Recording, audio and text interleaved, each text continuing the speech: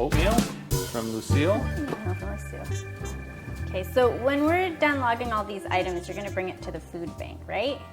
Correct. I will take it. Don't worry about that. Okay, thanks. Milk from Lucille. From Lucille. You got that? Got it. Okay, almond milk from, also from Lucille. Did you get that? Yeah, got it. Let's stick with the liquids. We have orange juice from Lucille. From Lucille. And cereal from, it's from Lucille. From Lucille. I can't understand how so many of these goods were donated by Lucille, the poorest lady in the neighborhood. And yet there are other people with boatloads of money who hardly gave anything. Well, I mean, there's obviously lots of rich people that give lots of money, but if you think about our friends and the people who we know who are really generous, the majority of them don't have like great earthly wealth. Yeah, I still think it's amazing that Lucille is so generous. She doesn't have a lot of money, but she gave so much. Spices Spices. from Lucille. Yeah, I wonder if people who don't have as much as other people know what it's like to go without or to not have things, and so they're more likely to share because they know what it feels like. Yeah, and they know that even a little bit can make a really big difference in somebody's life.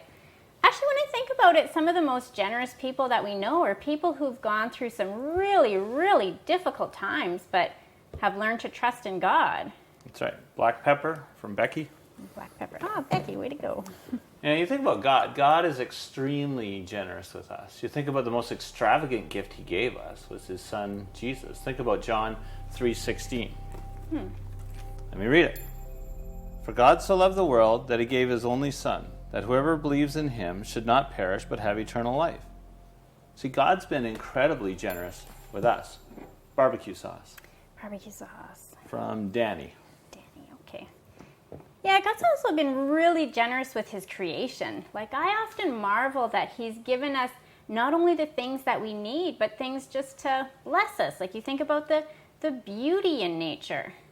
That's a good point. You know, God didn't have to make me so good looking, but he did just for you.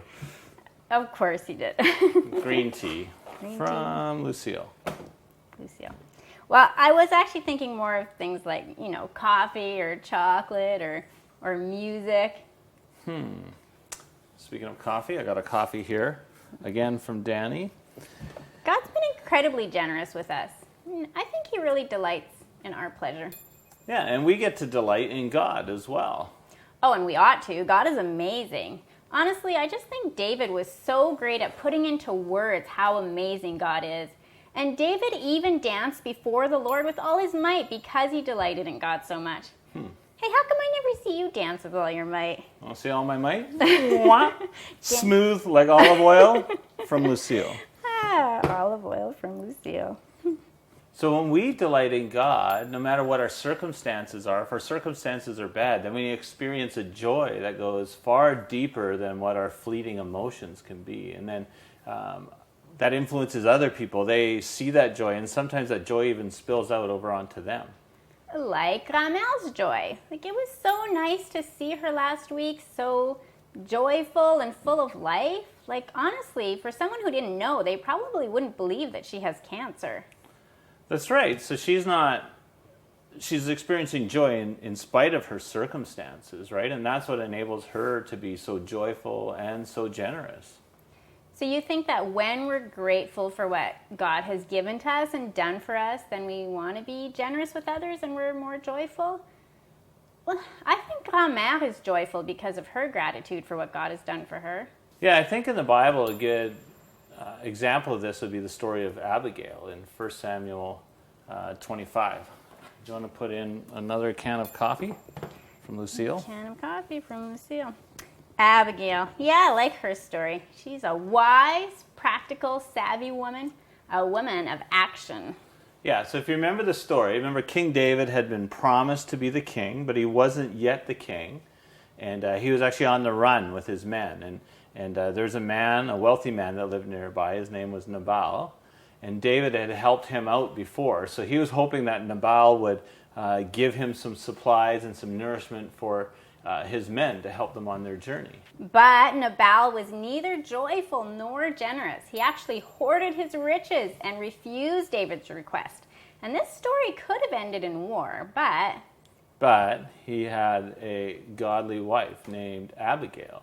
And she was actually embarrassed by Nabal's stinginess and his greed. Embarrassed by her husband? Hun, she must have been the first and the last, because I've never been embarrassed by you.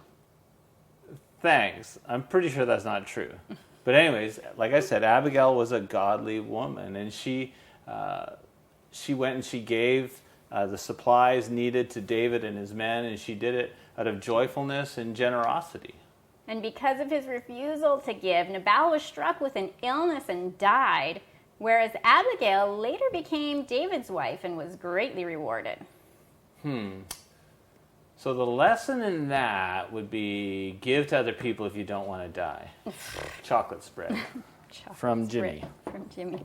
No, hun, that's not the point at all. I think the point is that Abigail must have really trusted God, and from her trust in God came her generosity and her joyfulness. Maybe you should recap to make sure you got all this. Okay, let me recap. Some Christian character traits are not about repressing ungodly impulses, but are rather expressions of our delight in God and our gratitude for His blessings. Two of these virtues are joyfulness and generosity. Abigail was embarrassed by her husband's choice not to give supplies to David and his men. She displayed great generosity, and her generosity was rewarded by God, and her goodness and kindness are forever remembered. Thank you. Okay, wait. We got to one more thing, the grape juice. And from Lucille again. You'll take that? You'll deliver it for us? Sure. I guess you're not going to the food bank after all. We have extra time for a date tonight. Let's go.